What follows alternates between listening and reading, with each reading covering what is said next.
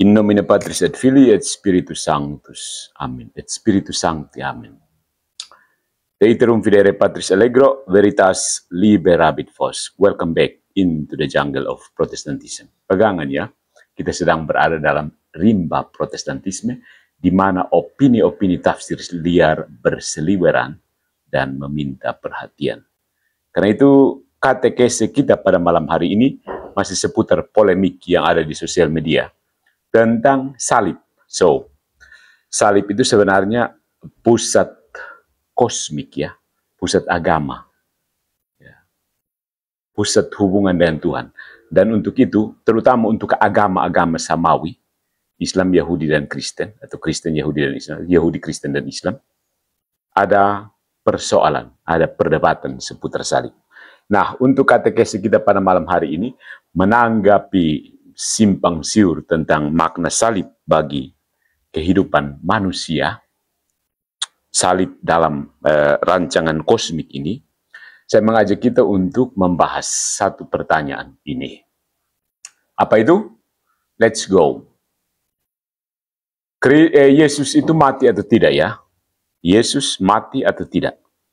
Nah, ini jawaban Katolik atas polemik salib di lingkaran Kristen dan juga agama samawi. Karena perdebatan ini tetap ada, bukan saja di kalangan orang Kristen yang sementara ini sedang viral di sosial media, tapi juga di kalangan agama samawi. Agama samawi itu apa?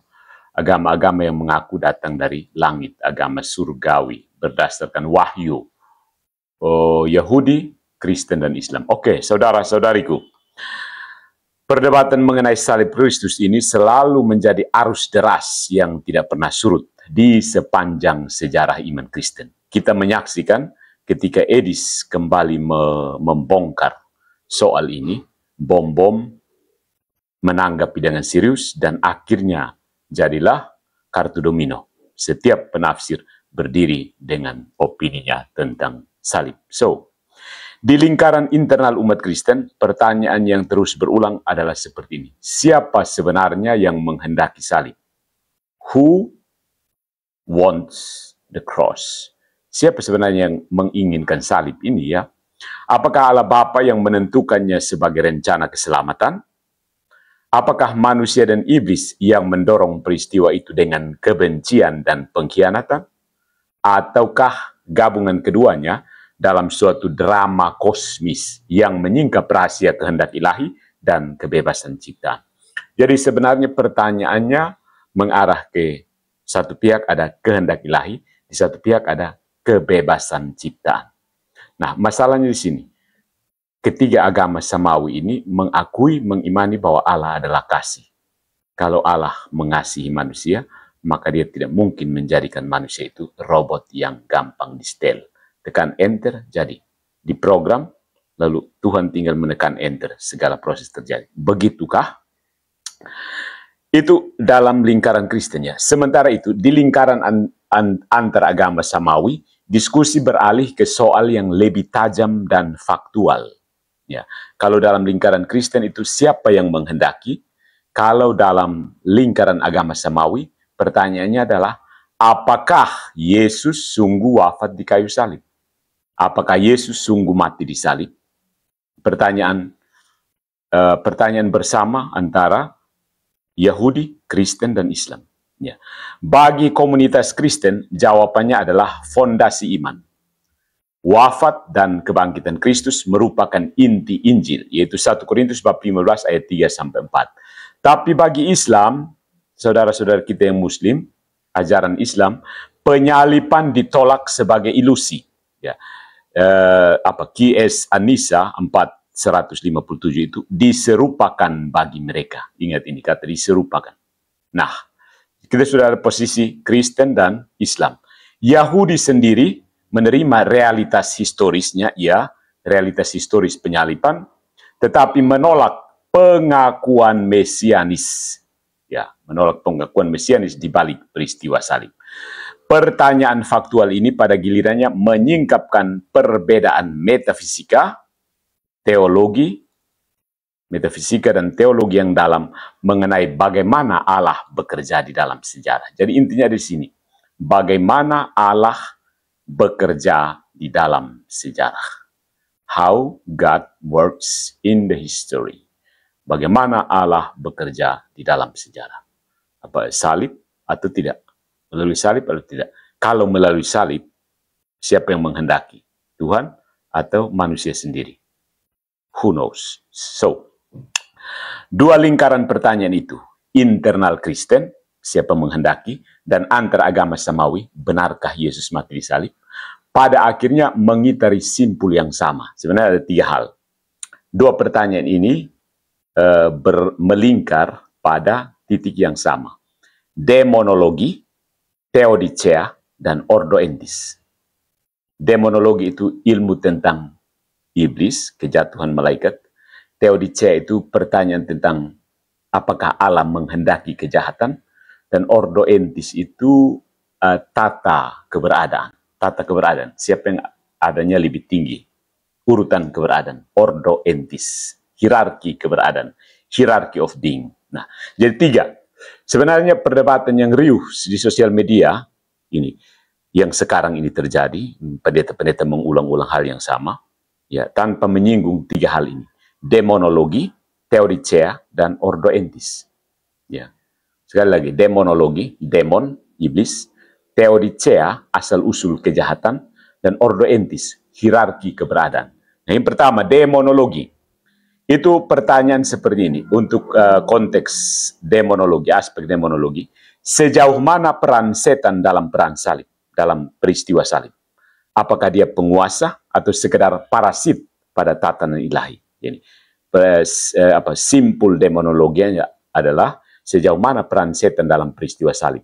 Apakah dia menghendaki atau cuma parasit? Yang kedua soal theodicea, asal-usul kejahatan. Bagaimana mungkin Allah yang maha baik mengizinkan kejahatan terbesar? Ingat salib, pembunuhan putranya terjadi di tengah sejarah. Pertanyaan penting ya. Bagaimana mungkin Allah yang begitu baik mengizinkan kejahatan terbesar? Pembunuhan putranya sendiri. Dan itu terjadi di tengah sejarah. Nah, yang berikutnya soal ordo entis, hierarki keberadaan. Apakah status salib, apa itu status salib dalam tata kosmos? Dalam rangkaian keteraturan alam semesta. Sekedar peristiwa sejarah, simbol moral, atau poros ontologis, poros keberadaan, pusat keberadaan, yang menata ulang, mengatur ulang hubungan antara ciptaan dengan sang pencipta. Ya, kita ingat kan huruf tambah itu. Horizontal dan vertikal. Jadi sebenarnya dalam ordo keberadaan, salib itu posisinya seperti apa sih dalam aturan keberadaan? Ya, segala hal yang ada itu, salib itu posisinya apa? Keberadaan salib. Disinilah gereja Katolik dengan tradisi skolastik, ini penting, tradisi skolastik, in Protestan jatuh karena menolak tradisi skolastik. Disinilah gereja Katolik dengan tradisi skolastik dan teologi misteri keselamatan. Protestan sering mengejek Katolik dengan kata misterinya, seolah-olah ini pelarian dari akal budi. Ya, teologi misteri keselamatan menawarkan sintesis yang kukuh. Ingat, hanya Katolik, Ortodoks hampir, tapi akhirnya gagal. Apalagi Calvinisme, tidak akan bisa. Allah tidak menjadi algojo kosmis sebagaimana dituduhkan dalam model penal substitution ekstrim. Ini dari Calvinisme, Reformed yang ada di Indonesia. Dituduhkan dalam, jadi Allah tidak menjadi algojo kosmis sebagaimana dituduhkan dalam model penal substitution ekstrim. Juga bukan penguasa penipu sebagaimana implikasi dari penolakan penyaliban. Ya. Yang paling ekstrim kan dari teman-teman kita muslim. Sebaliknya, Allah menghendaki keselamatan secara positif melalui ketaatan Kristus yang sampai mati di salib. Sekaligus mengizinkan kebebasan manusia dan intrik iblis bekerja sebagai kause sekunde. Causa secunda itu tunggal, cause secunda itu jamak. Ya, penyebab-penyebab kedua. Ya. So, my friends, kejahatan salib tidak diciptakan Allah, tetapi diubah menjadi instrumen keselamatan tertinggi. Ya, kejahatan salib itu tidak berasal dari Tuhan, tetapi diubah menjadi instrumen keselamatan tertinggi. Nah, ini mau membuka jalan bagi analisis sistematis kita. Yang pertama, kita mau membedah problem internal Kristen. Problem internal Kristen tentang kehendak salib itu, voluntas crucis. Yang kedua, mengurai problem antaragama tentang fakta kematian Yesus, ya. Dan akhirnya menunjukkan bagaimana ketiga simpul metafisik, demonologi tadi, Theodicea dan Ordo Entis ini memberikan kerangka untuk menjernihkan seluruh perdebatan. Ya. Hanya dengan memahami salib dalam horizon kosmik ini, diskusi yang sering dangkal dan emosional di media bisa ditarik ke dasar yang sungguh teologis dan filosofis. Tiga hal ini, demonologi, Theodicea, dan Ordo Entis. Mari kita lihat, butuh kerangka metafisika minimal yang wajib. Ya. Wajib hukumnya paham kerangka metafisika. Yang pertama, demonologi. Itu setan sebagai parasit, bukan penguasa. Jadi pertanyaan yang muncul dari Edis itu sebenarnya dari asumsi yang salah. Dia menempatkan setan sejajar dengan Tuhan. Jadi pertanyaan seperti, apakah dari iblis atau dari Allah? Itu sudah menempatkan iblis sejajar dengan Allah. Salah. Nah, tradisi Katolik ditopang oleh Santo Agustinus dan dikembangkan secara sistematis oleh Santo Thomas Aquinas, menegaskan bahwa iblis bukanlah antipodal Allah. Antipodal itu maksudnya sesuatu yang tepat bertentangan, berbanding terbalik dengan Tuhan. Ya, sebenarnya polemik yang muncul karena orang berasumsi dengan menempatkan iblis sebagai antipodal ada. Antipodal Allah. Pod itu kaki, anti itu bukan. Ya, kalau Allah itu pod, iblis itu antipod, begitu. Jadi seolah-olah iblis adalah kekuatan terbalik dari Tuhan. Ya. Tuhan itu satu energi dan energi terbaliknya, energi positifnya. Ya, ini asumsi sebenarnya. Asumsi yang ada di belakang pertanyaan itu adalah kekuatan positif itu Allah dan kekuatan negatif itu iblis. Ini sebenarnya ada sisa-sisa residu dari Manikeisme yang masih sebenarnya sedikit atau banyak mempengaruhi Protestantisme.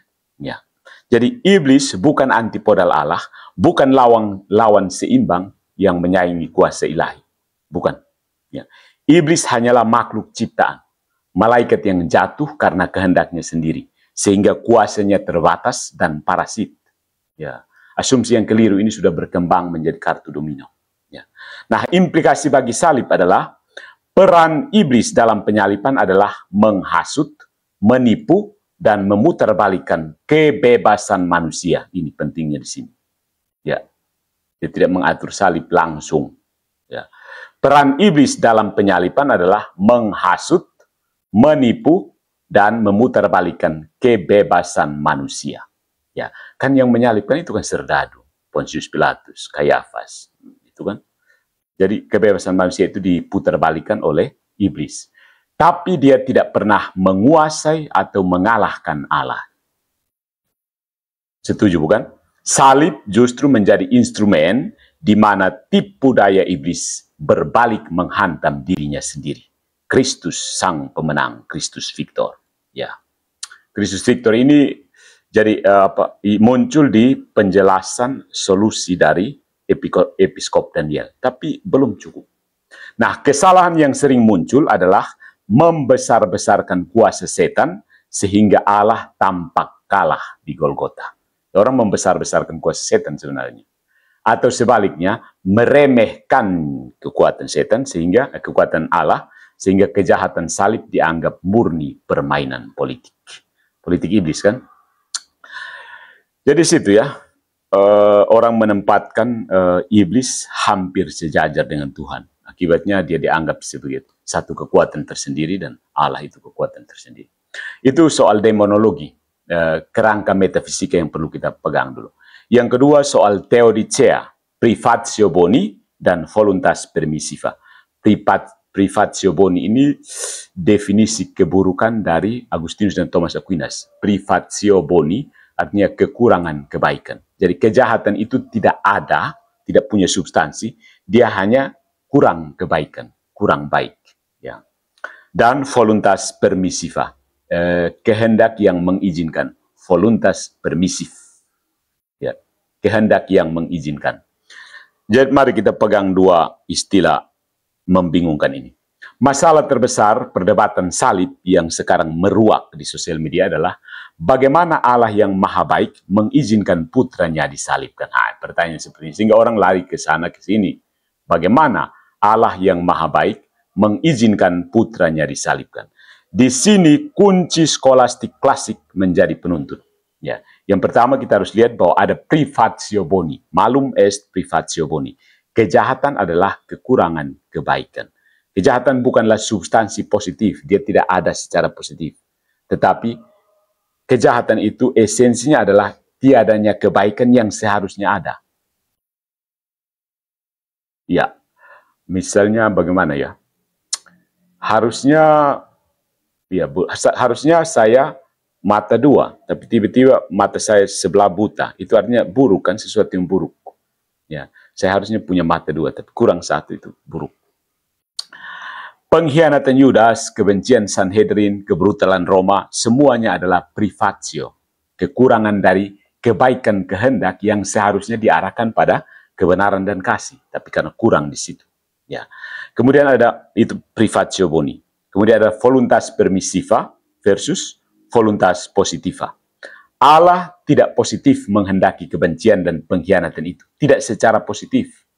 Dia hanya mengizinkan permissiva, kebebasan manusia dan setan itu berjalan sesuai dengan. Ya. Dia mengizinkan untuk berjalan. Bukan menghendaki secara positif. Berbeda, subtil.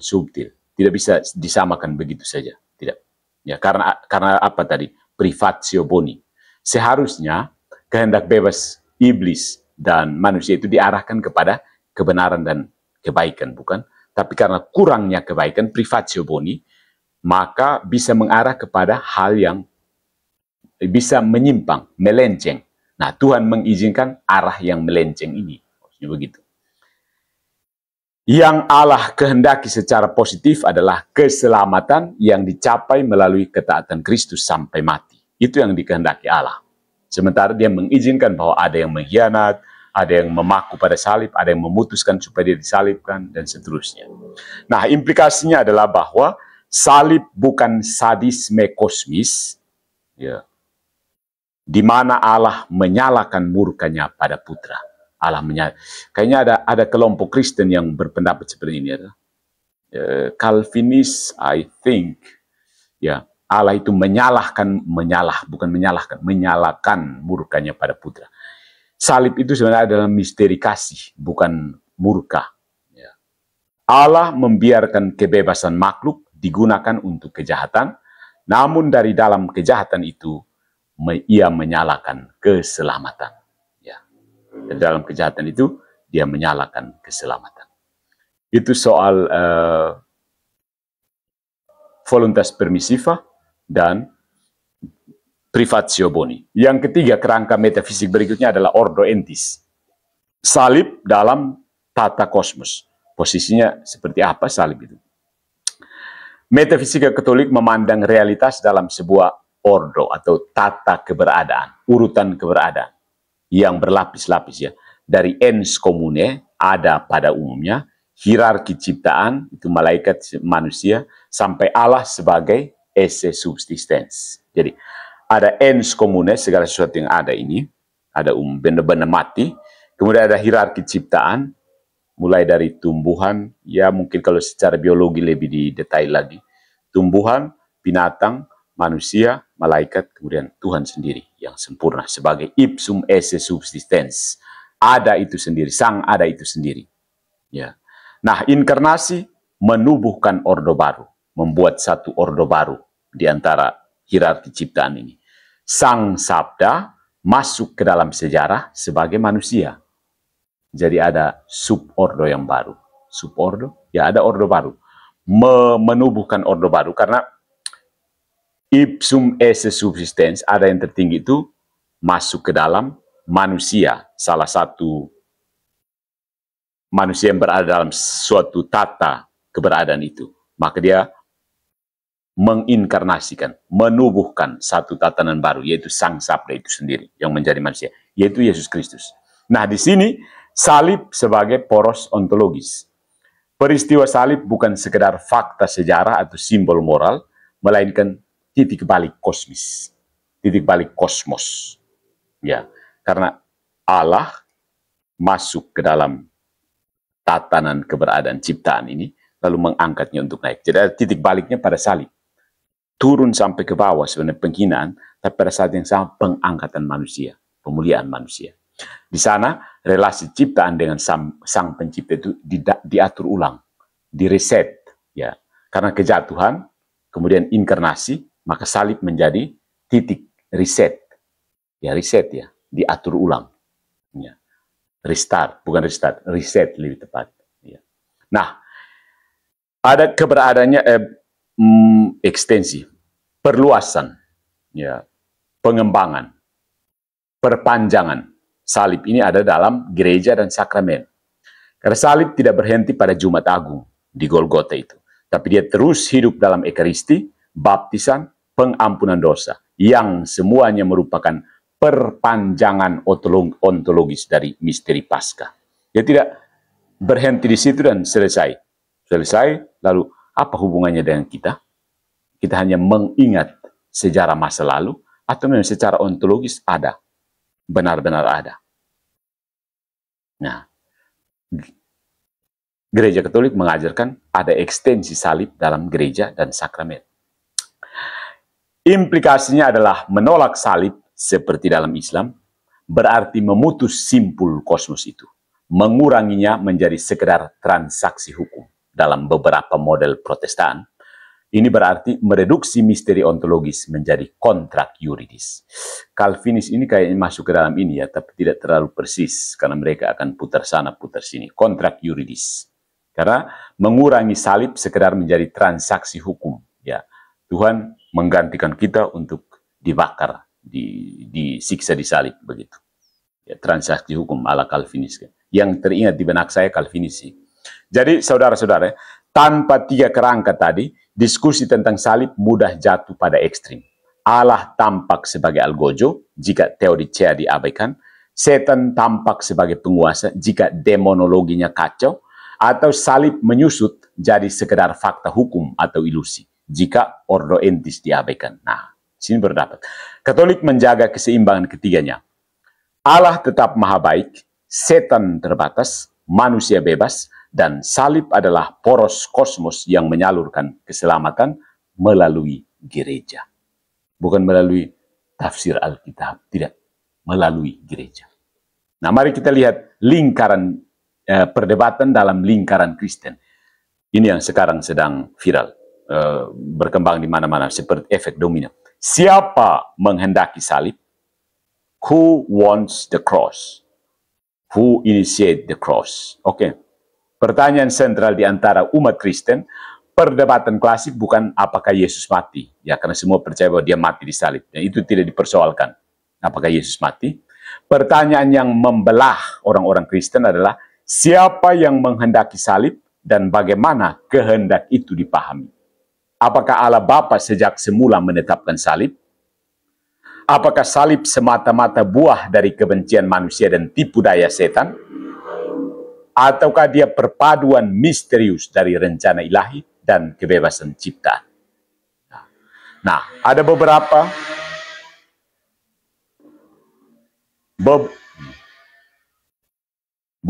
posisi teologis. Yang pertama, Calvinisme.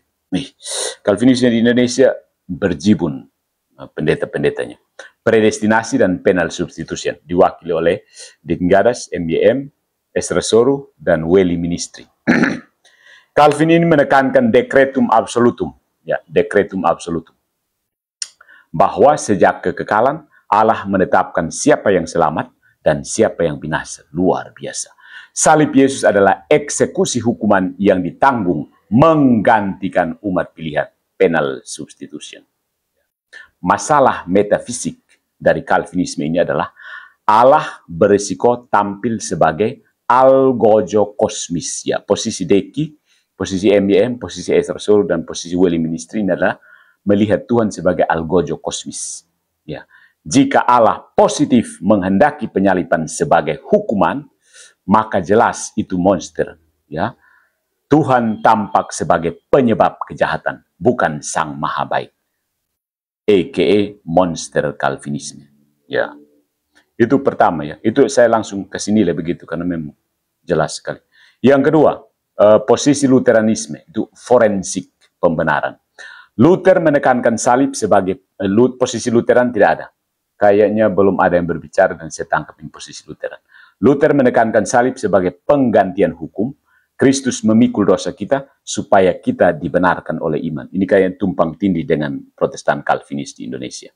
Risikonya, misteri kosmis salib tereduksi jadi transaksi hukum. Ya, bayar utang saja. Transaksi hukum antara hakim dan terdakwa. Ini risiko Protestantisme. Ajaran-ajaran Protestan di Indonesia pada umumnya. Dimensi ontologis bahwa salib mengubah struktur keberadaan itu hampir tidak ada. Hampir hilang. Ya. Lutheranisme agak dekat dengan Katolik, tapi mereka karena menolak dimensi ontologis, maka selesai. Nah, Ortodoks Timur ini diwakili oleh Episkop Daniel dalam satu kali pemberian solusinya adalah Kristus Victor. Ini pada umumnya adalah pendekatan gereja timur, gereja-gereja timur, termasuk Katolik Timur. Kristus Victor. Ortodoks menafsir salib sebagai pertempuran kosmis, Kristus menaklukkan maut, mengalahkan iblis, membuka jalan kebangkitan. Kekuatan dari pendekatan Ortodoks Timur adalah aksen kosmis dan liturgis yang kaya. Ya, Ortodoks itu, Katolik Timur memang kaya dengan liturginya ya. Tapi kelemahannya adalah kadang kurang menyinggung keadilan dan relasi antara kasih Allah dan tuntutan hukum moral. Lebih banyak ke aksen kosmiknya, penyelamatan seluruh manusia, dan liturginya yang kaya Christos Anesti, Kristus Victor, dan seterusnya. Tapi itu kurang menyinggung keadilan, relasi antara kasih Allah dan tuntutan hukum moral. Nah, sampai pada Katolik ada sintesis kasih dan keadilan. Sebenarnya salib itu kasih dan adil itu sekaligus menyatu. Ya. Katolik dengan Anselmus dan Aquinas memandang salib sebagai ketaatan putra yang menebus manusia. Allah positif menghendaki keselamatan melalui persembahan Kristus, tetapi Allah tidak positif menghendaki kebencian, pengkhianatan, dan kejahatan yang menyalibkan dia. Itu dibiarkan voluntas permissiva sebagai jalan kebebasan makhluk. Jadi dia membiarkan supaya makhluk tetap bebas. Kita bukan boneka pencet di tangan Tuhan. Kita bukan barisan bahasa pemrograman yang sudah dikodifikasi oleh Tuhan dan tekan enter, selesai. Ya. So, salib adalah buah kasih Allah. Ini yang jarang muncul di pernyataan-pernyataan pendeta Protestannya. Buah kasih Allah. Ini. Kasih, buah kasih Allah. Tetapi juga sekaligus kejahatan konkret tetap menjadi tanggung jawab manusia dan iblis. Ya. Buah kasih Allah, tapi kejahatan konkret dan tanggung jawab manusia dan iblis. Ya. Jadi jangan pangku tangan, oh iblis yang goda saya. Ya. Tidak bisa, kau juga bebas untuk mengikuti godaan iblis. Nah, mari kita lihat analisis 3 simpul dari demonologi, perdebatan interkristen. Dalam narasi Calvinisme, setan tidak lagi punya peran signifikan. Semua sudah ditetapkan Allah. Nah, ini merusak demonologi karena iblis jadi sekedar boneka. Ya, iblis manusia itu hanya boneka pencet. Dalam ortodoksi yang diwakili oleh Episkop Daniel, kita tidak punya banyak ortodoks lainnya. Setan diakui perannya sebagai musuh kosmik, tetapi tetap tidak seimbang dengan Allah. Oke, sudah sedikit naik tingkat. Nah, Katolik menempatkan setan sebagai aktor nyata tapi terbatas. Ya, di sini. Subtil ya, aktor nyata tapi terbatas. Dia benar-benar aktor, agen, pelaku. Ya, dia menghasut tetapi tidak menguasai. Salib adalah jebakan balik. Dengan menyalibkan Tuhan kemuliaan, setan menyusup dirinya sendiri. Itu jebakan balik. Beberapa pernyataan ini muncul dalam beberapa pernyataan pendeta-pendeta, tapi tidak jelas. Ya. Kemudian soal theodicea, perdebatan intra-Kristen, asal-usul kejahatan maksudnya. Penal substitution keras, ini dari Calvinisme, Deki, MBM, Estra, dan Weli Ministry. Penal substitution keras. Allah tampak sebagai penyebab penderitaan putra. Ya. Ya. Kristus Victor murni, in pendekatan ortodoks, kurang menjawab mengapa Allah membiarkan penderitaan begitu berat. Ya, kalau sekedar untuk Kristus Victor, kenapa penderitaan terlalu begitu? Ngeri, salib itu penderitaan ngeri ya. Nah, Katolik, Allah menghendaki keselamatan, bukan kebencian. Dia izinkan kebebasan bekerja, lalu menebus dari dalam. Ada distingsi positiva versus permisiva, itu menjaga kebaikan Allah. Distingsi inilah yang mampu menjaga kebaikan Allah. Tidak jatuh ke penal substitution, tidak jatuh ke Kristus Victor murni. Nah, soal ordo entis atau status keberadaan salib itu, Protestan cenderung mereduksi salib jadi transaksi hukum personal. Ya, silahkan, ada banyak varian, tapi ya intinya di situ. Salib hanya berfungsi pada level forensik, ya kan? Ortodoks menekankan kosmos, tapi kadang mengabaikan dimensi yuridis moral. Oke. Katolik menegaskan bahwa salib adalah poros ontologis keselamatan. Tidak bisa tidak. Poros ontologi keselamatan. Poros inti. Dari salib lahirlah gereja, mengalir sakramen, dan ditata ulang relasi kosmos dengan Allah. Ini penting, keutuhnya di sini. Oke, Protestan tidak sepenuhnya salah, Ortodoks tidak sepenuhnya salah, Katolik full kepenuhan kebenaran. Nah, mari kita verdict. Ada keseimbangan ajaran Katolik. Katolik menjaga keutuhan tiga simpul. Setan nyata tapi terbatas, ini simpul demonologi. Allah maha baik, tapi tidak menjadi penyebab kejahatan, ini simpul theodicea. Kemudian salib adalah titik balik kosmos yang mengalir ke dalam gereja dan sakramen. Ini ordo entis ontologisnya. Ya. Jadi tiga simpul ini dijaga secara utuh oleh Katolik. Yang lain-lain, singgung sedikit, tidak buang yang lain, ambil yang lain, heresi kan? Pilih-pilih. Oke. So, pertanyaan siapa menghendaki salib mendapat jawaban tegas. Allah positif menghendaki keselamatan melalui ketaatan Kristus. Allah hanya permisiva mengizinkan kebencian dan pengkhianatan, sementara manusia dan iblis tetap memikul tanggung jawab atas kejahatan itu. Ini yang penting. Siapa menghendaki salib? Allah positif menghendaki keselamatan melalui ketaatan Kristus. Ini jawaban dari Episkop Daniel.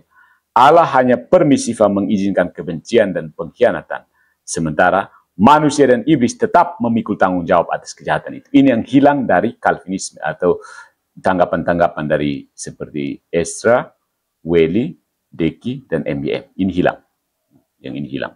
Manusia dan iblis tetap memikul tanggung jawab atas kejahatan itu. Ya. Jadi izin Tuhan itu secara permisiva, bukan dekret mutlak. Dekret mutlak itu ciptaan Calvin sendiri untuk menipu banyak orang.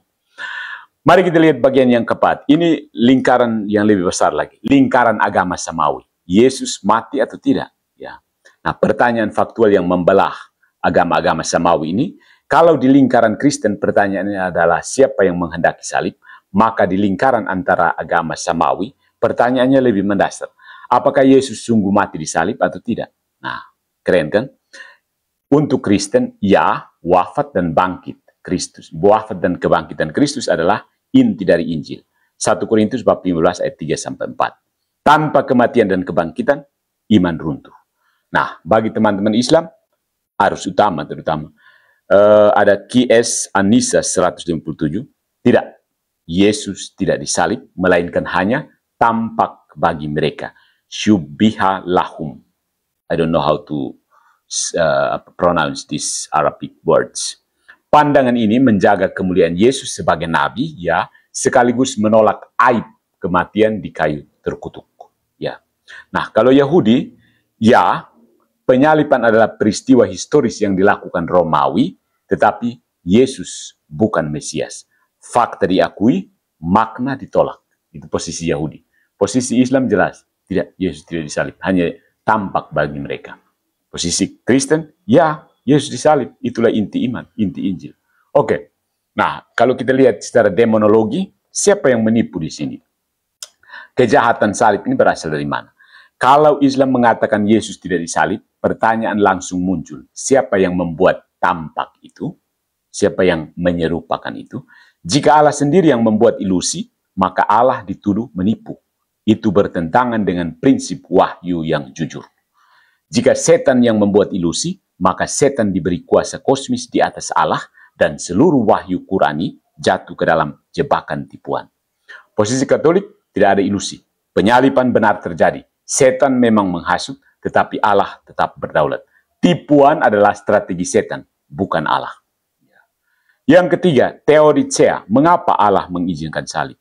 Di sini muncul paradoks besar. Islam menolak salib karena dianggap tidak pantas bagi Allah yang maha besar, ya. Tapi justru disinilah keagungan kasih Allah terletak. Jika Allah menghindarkan Yesus dari salib, ia hanya menunjukkan kekuasaan lahiriah. Jika Allah mengizinkan Yesus wafat di salib, dia memperlihatkan kekuasaan kasih yang lebih dalam. Kekuatan yang rela turun ke lembah penderitaan untuk menebus manusia. Dan Katolik melihatnya sebagai kenosis, pengosongan diri Kristus. Filipi bab 2 ayat 6-8.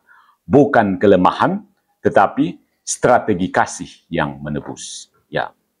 Yang berikut dari Ordo Entis, aspek simpul Ordo Entis. Bagaimana status ontologis salib itu? Jika Yesus tidak mati di salib, konsekuensi metafisiknya fatal. Ya. Tidak ada wafat, tidak ada kebangkitan. Tidak ada kebangkitan, tidak ada ordo baru keselamatan. Kalau tidak ada ordo baru, tidak ada gereja, tidak ada sakramen, tidak ada aliran rahmat ke kosmos.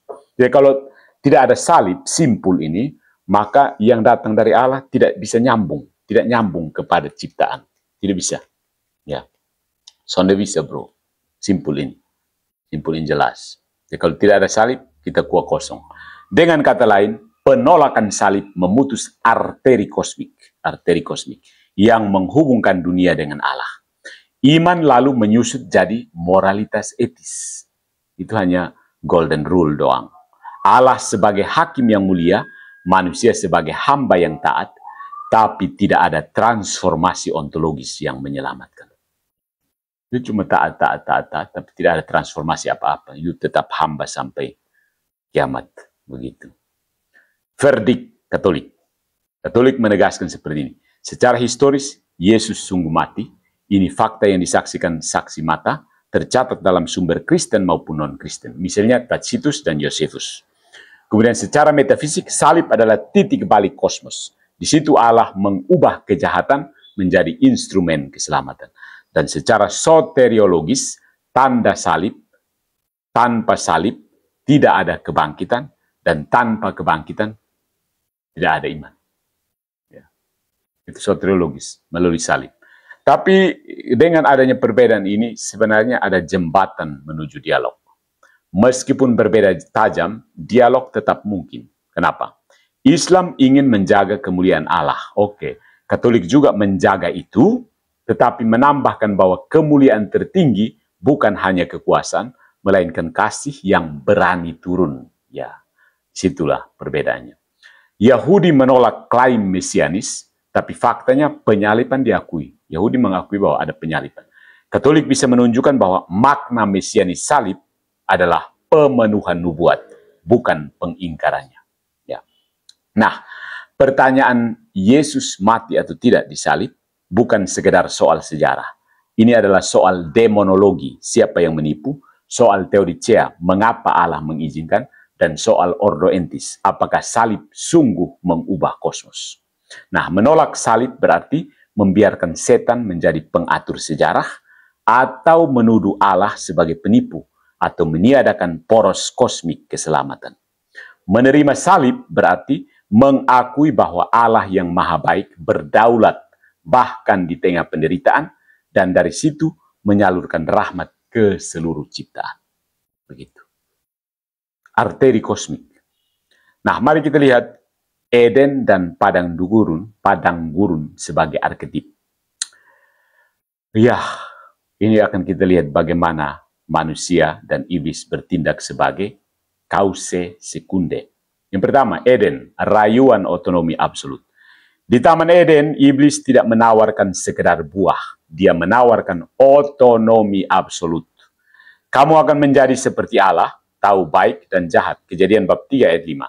Janji ini bukan tentang nutrisi dari buah-buahan itu, tetapi tentang hak menafsir kebenaran secara mandiri, terlepas dari perintah Allah.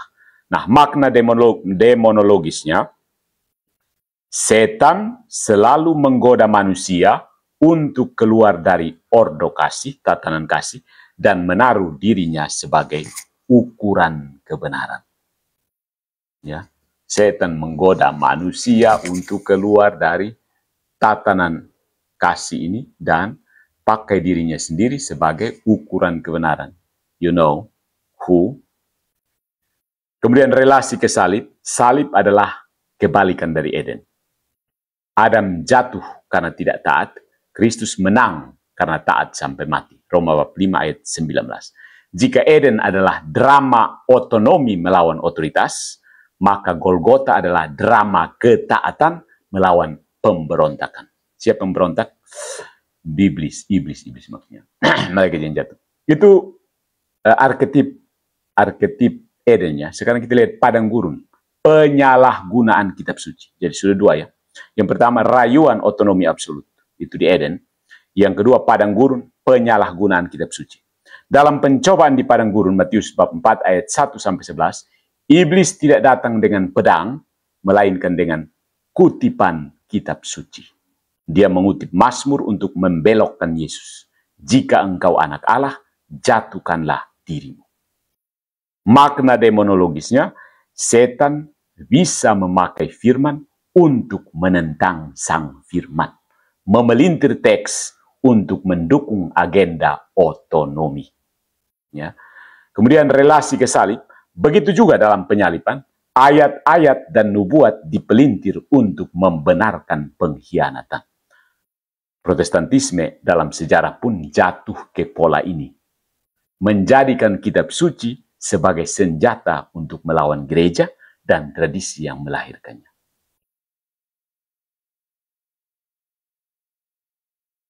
Nah, salib adalah pembalikan arketip ini. Di Golgota, kedua pola tadi itu dipatahkan. Pola yang rayuan otonomi absolut dan pemelintiran kitab suci. Ketaatan menggantikan otonomi. Di Golgota, kedua pola itu dipatahkan. Ketaatan menggantikan otonomi. Kristus tidak mencari kehendaknya sendiri, tetapi kehendak Bapa.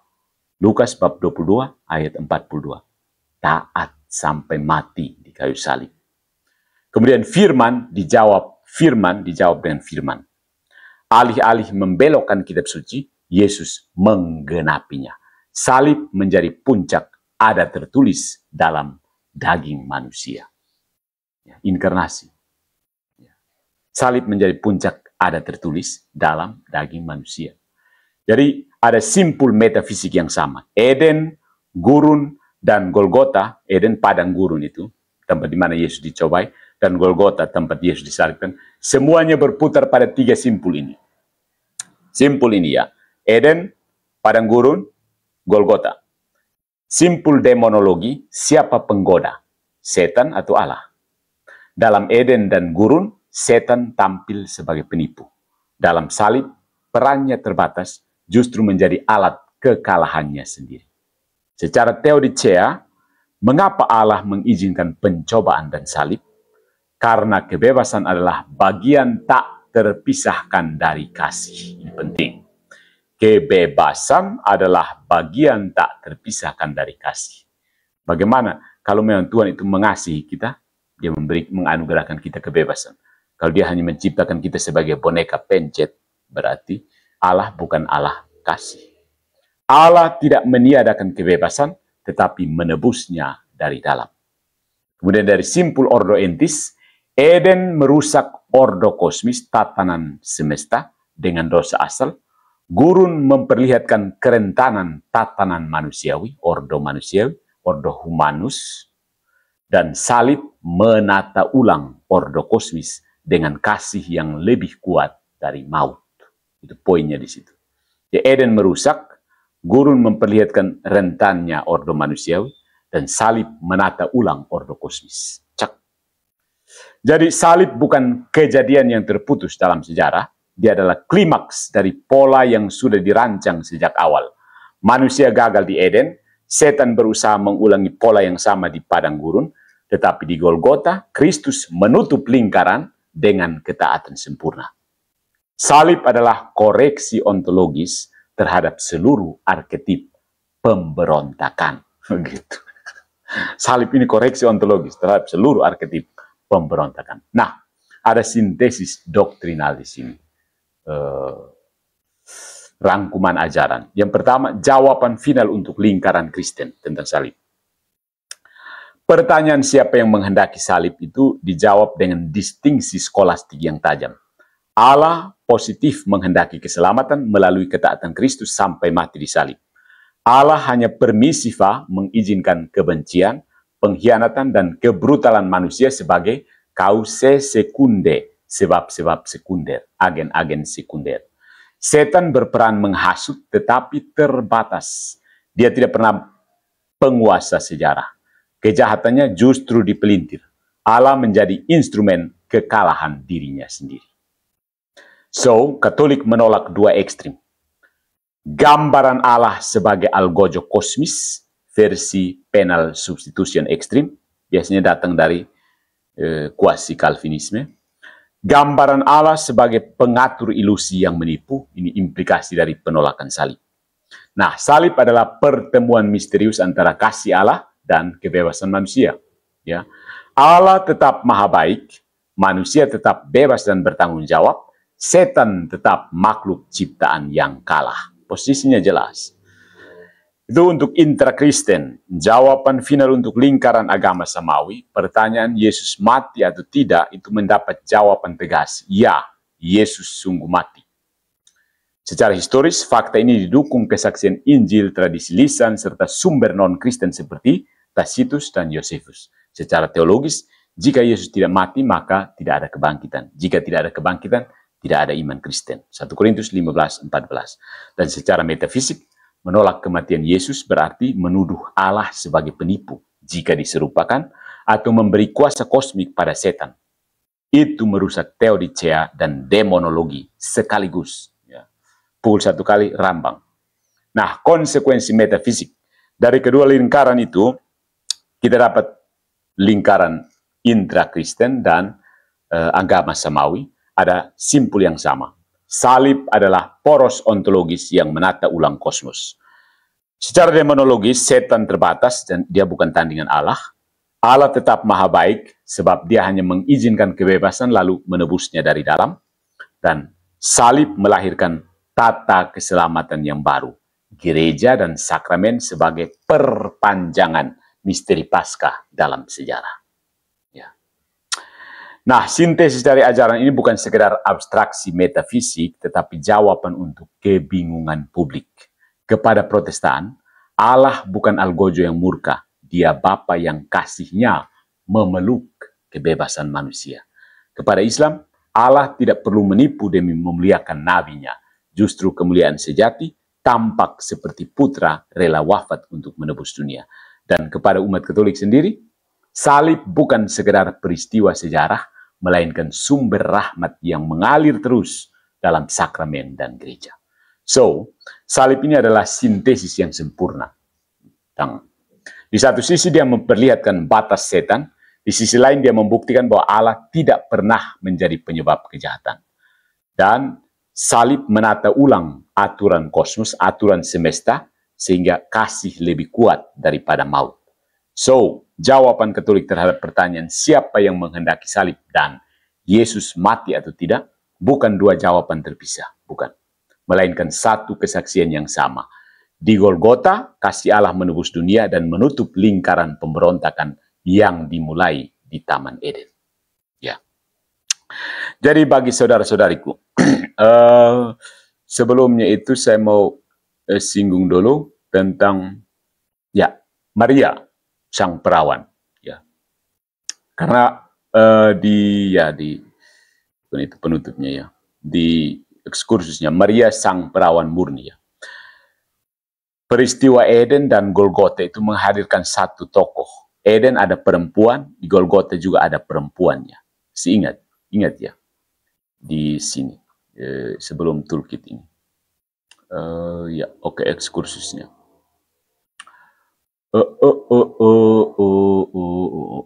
Maria sang perawan murni. Kita tadi menyinggung Eden, pencobaan di padang gurun, dan Golgota. Tapi Eden langsung ke Golgota ya. Maria ini adalah antitesis dari Hawa. Ya. Jadi kisah keselamatan memang tidak bisa dibaca lurus dari Eden ke Golgota tanpa melewati Nazaret. Eden, Golgota, tapi lewat Nazaret dulu. Di Eden, perempuan pertama berdiri di hadapan godaan. Janji akan otonomi absolut. Kamu akan menjadi seperti Allah. Hawa menanggapi rayuan itu dengan mengambil buah, dan dari rahimnya lahir generasi yang ditandai dosa asal. Kita semua. Di Nazaret, perempuan baru berdiri di hadapan malaikat. Bukan rayuan, melainkan panggilan. Maria mendengar firman Allah dan menjawab dengan fiat yang sederhana sekaligus kosmik. Jadilah padaku menurut perkataanmu itu. Jawaban itu adalah kebalikan dari kejatuhan Hawa. Jika Hawa membuka pintu bagi dosa, Maria membuka pintu bagi rahmat. Karena itu, para bapak gereja menamainya Nova Eva, Hawa baru. Ya. Nah, ketika misteri salib mencapai puncaknya, Maria tidak lenyap dari panggung. Yohanes mencatat dengan sederhana namun penuh bobot. Di dekat salib Yesus, berdirilah ibunya. Yohanes bab 19 ayat 25. Dia berdiri, tidak melarikan diri, tidak mengutuk, tidak menuntut penjelasan. Sikapnya adalah bentuk ketaatan radikal. Menerima bahwa rencana Allah sering hadir sebagai pedang yang menusuk jiwa. Lukas bab 2 ayat 35. Di Golgota, Maria tidak hanya saksi pasif, melainkan partisipan dalam misteri ketaatan. Misteri ketaatan, bro. Putranya taat sampai mati, ia taat sampai hati terkoyak. Dengan menerima penderitaan itu, dia mengamini kehendak Allah dalam bentuk paling gelap sekalipun. Dan di sini ada kemurnian sebagai tanda ontologis. Perawan Maria bukan sekedar fakta biologis, melainkan tanda kosmis. Rahim perawan menegaskan bahwa keselamatan bukan produk otonomi manusia, tetapi anugerah murni Allah. Logos, sang Logos lahir dari rahim yang tidak disentuh manusia, sehingga seluruh ordo keselamatan ditandai oleh primasi rahmat, keutamaan sola, keutamaan gratia. Kemurnian Maria juga adalah ikon gereja. Seperti Maria mengandung dan melahirkan Kristus secara fisik, gereja mengandung dan melahirkan Kristus secara sakramental dalam baptisan, ekaristi, dan kehidupan iman. Jadi Maria adalah figur ordo entis baru, tubuh perawan yang menjadi wadah keselamatan, gereja yang murni namun penuh rahmat. Kemudian fiat Maria dan Theodicea. Mengapa Theodicea? Pertanyaan Theodicea, mengapa Allah mengizinkan salib? Itu mendapat cahaya dalam fiat Maria. Dengan mengatakan ya di Nazaret, Maria menerima bukan hanya kelahiran seorang anak, tetapi juga misteri penderitaan yang mengiringinya. Fiatnya adalah partisipasi, kata kunci di sini. Partisipasi manusia dalam voluntas permissiva Allah. Dia menerima kenyataan bahwa keselamatan sering ditempuh melalui jalan dunia yang disebut skandal. Jalan yang dunia sebut itu skandal, salib. Dengan fiat itu, Maria menyingkap sisi terdalam Theodicea. Allah tidak meniadakan penderitaan, melainkan mengubahnya dari dalam. Dan manusia lewat fiat ikut ambil bagian dalam transformasi itu.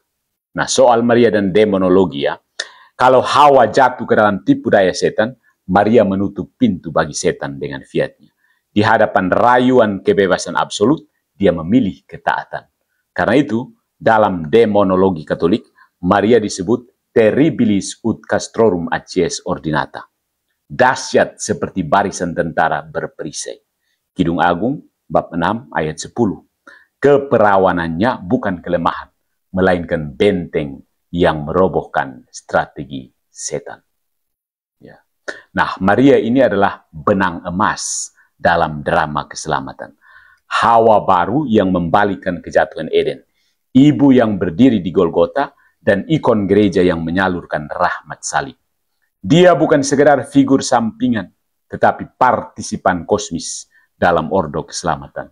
Dengan dirinya, manusia memberikan fiat terhadap rencana Allah, menjadi rekan kerja kasih, bukan lawan tanding otonom. Sehingga Maria menyandang gelar yang membuat telinga orang agak sedikit sedikit panas atau gatal ya. Kata co-redemptrix ya, co dan itu cum, bersama dengan, bukan pengganti ya. Ada orang yang mendengar co-redemptrix lalu gatal bilangnya itu pengganti, penebus. Bersama dengan, karena bersama dengan itu soal partisipasi, bukan pengganti. Jadi setelah sintesis doktrinal tadi yang kita sudah lihat, sekarang ya untuk Anda yang mau berdebat, ada semacam panduan praktis, distingsi kunci, maksudnya harus membedakan secara jelas voluntas positiva versus voluntas permissiva. Yang pertama tadi itu Allah sungguh menghendaki keselamatan melalui ketaatan Kristus dan fiat Maria. Sementara voluntas permissiva itu artinya Allah mengizinkan pengkhianatan Yudas, kebencian para imam, hasutan setan. Nah, ini kita gunakan untuk menolak tuduhan bahwa Allah adalah algojo yang kejam. Kemudian perlu pembedaan, distingsi antara causa prima versus causa secunde. Allah adalah causa prima keselamatan, manusia, Yudas, Pilatus, imam-imam kepala, dan setan itu causa secunde kejahatan. Nah, Maria menjadi contoh causa secunde yang positif. Kebebasan manusia bekerja sama dengan rahmat. Sementara yang lain, kebebasan manusia tidak mau bekerja sama dengan rahmat. Yudas misalnya. Kemudian privatio boni, kejahatan adalah ketiadaan kebaikan, bukan ciptaan Allah itu sendiri. Dan fiat Maria adalah kebalikan dari privatio, kepenuhan kebaikan dalam ketaatan. Gratia plena, kek haritomene. Nah, kalau mau memeriksa posisi lawan dalam perdebatan, atau ya untuk maksudnya tahu dia ini posisinya di mana, apakah argumen membuat setan lebih berkuasa dari Allah? Ya, jika iya, maka demonologi runtuh, karena salib hanya ilusi. Apakah argumen yang itu juga menjadikan Allah sebagai penyebab kejahatan? Itu teodicianya runtuh. Misalnya penal substitution ekstrim. Kemudian apakah argumen lawan meniadakan peran fiat manusia? Jika iya, maka Maria terhapus dari sejarah keselamatan. Padahal fiat Maria adalah bukti bahwa kebebasan manusia bisa selaras dengan kasih Allah. Ya. Jadi kalau Allah benar-benar menyalakan murkanya atas putra, di mana ruang fiat Maria, manusia? Allah tidak butuh algojo kosmis. Dia mencari fiat yang tunduk pada kasih. Kalau Yesus tidak mati, lalu apa arti fiat Maria? Apakah Allah mempermainkan seorang ibu yang rela menyerahkan putranya? Itu menuduh Allah sebagai penipu, bukan maha benar. Dan fiat Maria bagi orang Katolik adalah tanda bahwa manusia tidak hanya bisa menolak seperti Yudas, tapi juga bisa mengamini. Setiap doa salam Maria adalah partisipasi dalam fiat tersebut. Ya, itu jadi beberapa toolkit ya untuk memeriksa argumen lawan tentang posisi mereka terhadap salib. Jadi saudara-saudara, sebagai penutup, perdebatan tentang salib ini ya dalam lingkaran intra-Kristen yang percaya adanya salib itu, maupun lingkaran antar agama samawi yang masing-masing berbeda, selalu kembali ke tiga simpul metafisik ini: demonologi, teodicea, dan ordo entis. Ya, siapa aktor sebenarnya di balik salib? Mengapa Allah mengizinkannya? Dan apa status ontologisnya dalam tata kosmos? Nah, dari Eden, kita belajar bagaimana rayuan otonomi absolut merusak tatanan kasih. Dari padang gurun, kita melihat bagaimana kitab suci bisa dipelintir menjadi alat pemberontakan. Dan di Golgota, Kristus menutup lingkaran itu dengan ketaatan total. Membalik strategi setan menjadi instrumen keselamatan. Di tengah drama itu, Maria berdiri sebagai Hawa baru. Fiatnya di Nazaret membuka pintu inkarnasi, fiatnya di Golgota menjaga kesetiaan ketika pedang menusuk jiwa, dan dengan fiat Maria, kebebasan manusia menunjukkan bahwa ia tidak harus jatuh dalam pemberontakan, melainkan bisa tunduk pada kasih. Dia adalah ikon gereja yang terus melahirkan Kristus bagi dunia. Nah, jawaban Katolik dengan demikian menolak kedua karikatur yang sedang beredar. Allah bukan algojo kosmis yang menumpahkan murka pada putra, dan Allah juga bukan pesulap yang menipu sejarah. Allah adalah Bapa yang maha baik, yang menghendaki keselamatan secara positif, mengizinkan kebebasan manusia berjalan, dan mengubah kejahatan menjadi kebaikan tertinggi, sumum bonum. Di hadapan Protestan, pesan salib adalah lebih dari sekedar transaksi hukum. Dia adalah poros kosmis yang mengalir dalam gereja dan sakramen. Ini yang tidak ada di Protestan. Di hadapan Islam, salib bukan penghinaan terhadap Allah, melainkan puncak kemuliaan kasih yang turun ke lembah penderitaan. Ini argumen terhadap Islam. Argumen terhadap Protestan tadi itu. Dia bukan sekedar transaksi hukum. Nah, terhadap orang Katolik sendiri, salib adalah sumber hidup yang terus hadir dalam Ekaristi, doa, dan kesatuan gereja. Jadi kesimpulan akhirnya jelas. Di Golgota, kasih Allah menundukkan maut, fiat Maria meneguhkan ketaatan manusia, dan dunia mendapat poros kosmos yang baru. Dari Eden sampai media sosial hari ini, rayuan lama tetap sama. Jadilah penentu kebenaranmu sendiri. Jawaban Katolik tetap satu. Ketaatan pada kasih adalah jalan keselamatan. Sebagaimana Tuhan kita Yesus Kristus taat sampai wafat di kayu salib.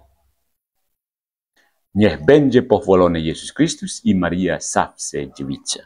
Terpujilah Tuhan kita Yesus Kristus dan Maria Perawan Abadi. In nomine Patris et Filii et Spiritus Sancti. Amen.